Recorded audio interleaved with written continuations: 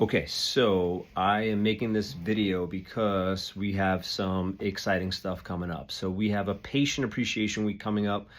It's the week of June 23rd. So that week we will have some snacks in the morning. We'll have catered in food on that Thursday afternoon.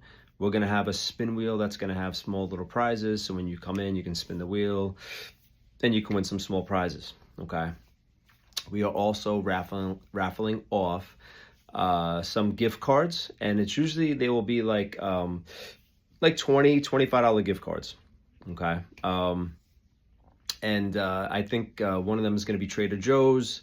That one I know for sure. The other ones I'm not sure.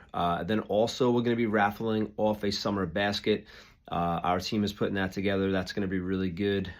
If you've been around, which I'm sure a lot of you have for Patient Appreciation Weeks before, you know that the prizes are pretty cool. The food's good. We're going to have some snacks. We're going to be, bringing in some samples, some snacks, some giveaways. It's just a fun time. So you can definitely win prizes, come in, get adjusted. And then there's other ways to get raffle tickets. So everyone wants to know, how do I win raffle tickets? And usually the way I've done it over the last several years is I wrap it into education. So that's why I wanted to make this video also. So I'm going to give you a chance to win a couple of raffle tickets if you can answer questions. And it's simple questions. I'm going to give you the answers right now. But one question I have for you to think about is, are you basing your health on bad math? Are you basing your health on bad math? What's that mean? I know everyone loves math, right? Mathematics. But a question that I always, ask people is, just because you feel good, does that mean you're healthy, right? And if you've been to a workshop, and hopefully you have, right? And another way to win, to get a raffle ticket is to come to workshop in June. So we've had a bunch of people come through the stress and inflammation workshop we did this month. And then we had a bunch of people come to the Vital Shift. We did 2 Vital Shifts. We did one on Tuesday night, one on Wednesday morning. We are doing another Vital Shift on Tuesday. It would be, what's today, 12th? The 24th. So the week of the Patient Appreciation Week, if you come to the Vital Shift that night, you can win a raffle ticket also. Okay, but when I say, are you basing your health on bad math, the question really becomes, if we only base our health on how we feel, which that's most of us, well, are we aware of what percentage of our nerves are for pain?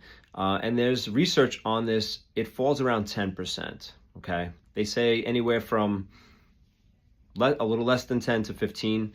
10's a good number to think about, but that's a low percentage because most of us grew up thinking if I feel good, then I'm healthy, okay? So the answer to one of the questions is going to be 10%. What percentage of the nerves are for pain? And the reason why I'm asking, are you basing your health on bad math is because if you base 100% of your health on 10% of the information, that's not a good way to approach it. All right. And that's what I mean by that. The other question I have for you is, what is the definition of health? And we definitely cover this in the Vital Shift workshop. The definition according to Dorland's Medical Dictionary, and I'm going to give you one word. I'm going to give you a one-word answer to tell our team when they ask you this.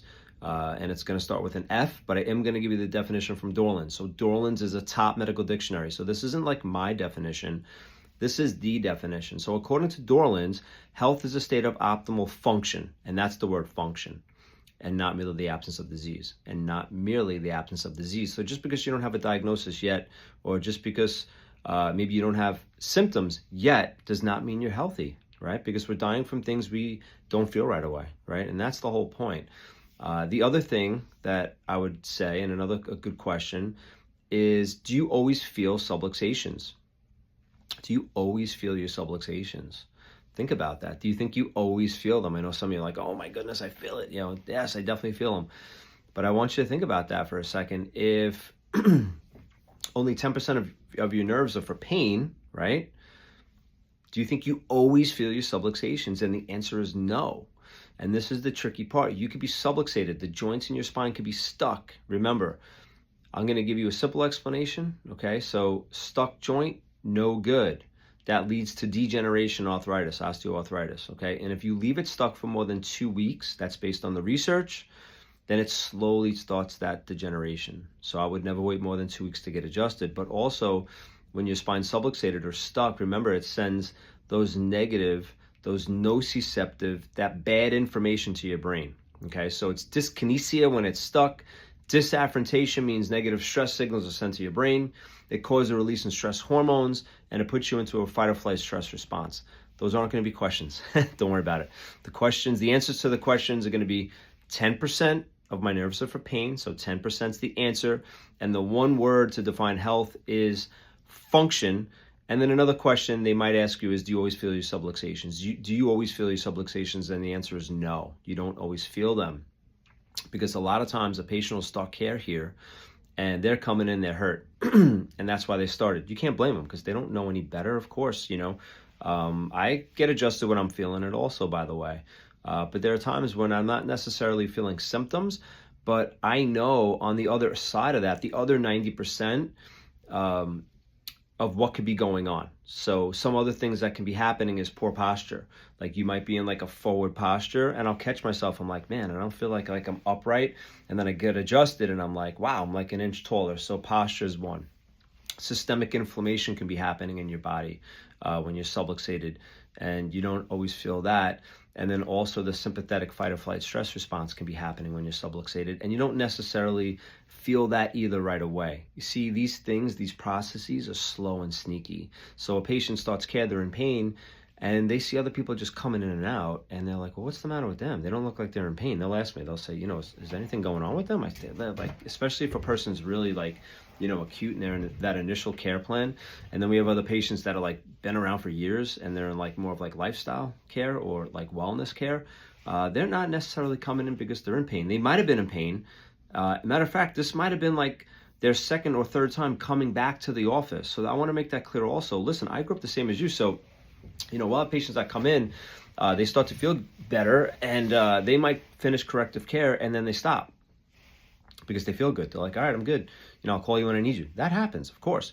And then they come back. It might be 6 months, a year, 5 years, 10 years later, 15 years later. I've been practicing 24 years at this time. So they might come back and now they have symptoms again. So we want to get them out of it. The only thing, the difference though, is that as time has gone on, you know, do you think that you bounce back as quick? And I know I don't, you know what I mean? So I'm constantly working on my health. It's like a full-time job. But, you know, as we get older, it does take a little longer, a lot of times, for the symptoms to go away. So that person, you know, they go through that process again, and then they might stop again, and they might come back for a third time. Usually after the first time, and then it happens again the second time, usually they're like, all right, listen, I don't want this to happen. I always tell them, listen, we don't need to see you 3 times a week. Do twice a month. Do once a week. Do something.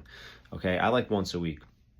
I feel like we're up against too much stress, and a lot of times we already have the damages already in our spine. Like we take the pictures, we show them, and then the damage is already there. So it's like we're working on that. You know, we need to keep that as moving as well as we possibly can and prevent it from getting any worse. All right. So hope this finds you well. Definitely come the week of June 23rd.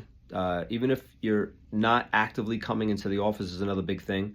We're going to send this out to all our past active patients. So even if you're not an active patient and you want to try to win the raffle, we've had that happen where you can call or text in the answers and we'll put you in the raffle.